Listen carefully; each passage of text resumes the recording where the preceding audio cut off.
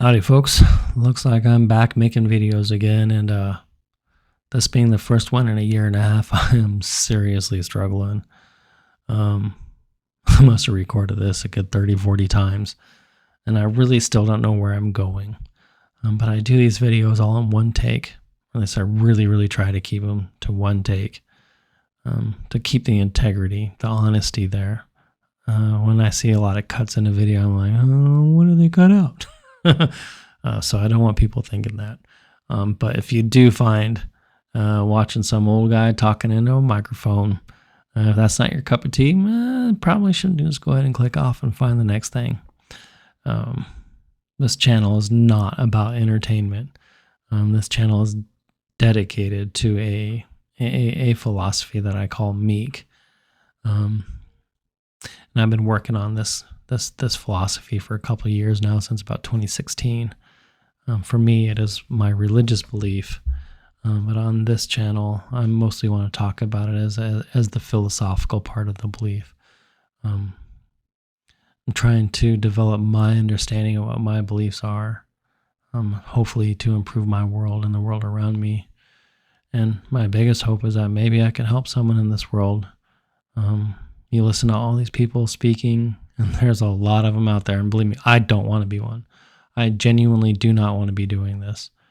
I just feel called to do this for some reason. I'm working on several projects that are all related to these concepts, and I don't know why I'm doing it. I always thought I was going to grow up to be like an engineer or something along those lines, and here I am, spending all my time in a world that I did not think that I'd end up in. But I've realized the world is, quite frankly, gone, well, I wouldn't say insane, but I was watching a movie on Christmas Day, I believe, with the family, Percy Jackson movie. And there's a scene where they were in the casino, and they were eating the Lotus Flowers, and it kept them trapped there, entertaining themselves as time passed by. And I think that's what's happened to the world. I think we've all been mesmerized by something and entertained by something, even if it's something you hate. There's a lot of people out there right now that spend all their time focused on things that they hate, which is a hell of a way to live your life. But that's the way it works. This world isn't what we think it is. And that's the main point of this first video. I say it's a new beginning, and where is God? And I think it's an important concept to understand for us to move forward, is that we seem to live in a space that is not where God is at, or whatever your concept is. I actually believe God is unknowable. I like the Gnostics' view that it's unknowable, unexplorable. And definitely not in this space. We are in a space where our consciousness genuinely changes the way the world around us behaves. And understanding that and learning how to use that tool, probably the hardest one that we're ever going to have to figure out and actually become masters at using, is using our consciousness to manipulate the world around us, because it absolutely can be manipulated. If you went to a city and can actually live in each person's life, a day in each person's life, you'd realize that every single person in one city is living a completely different world. Almost none of them are related to anything, yet they're sharing the same geographical location. Their food's the same, their air's the same, their water's the same. They go to the same building. Well, actually they don't, but they share the same real estate. And yet every single person sees the world different. And the world is genuinely different. And understanding that their own consciousness is what is creating the world around them. Understanding that we're in Plato's cave, either watching the shadows on the wall, or we are actually the shadows on the wall. Who knows? We may never know. but we do know that our thoughts and our movement and our actions can change the world around us. And that is because we live in a space that is outside of where the creator is, whatever that means to you. There seems to be more than one realm in this life, and we seem to be in the one that isn't as real as we think it is. Whether you think it's the Matrix or the simulacrum or the soul trap. I don't believe in soul trap. I think it's a silly thing. I think our souls are trapped by the concept of the Lotus Flower. What's happening right now? Our souls are trapped because we can be distracted.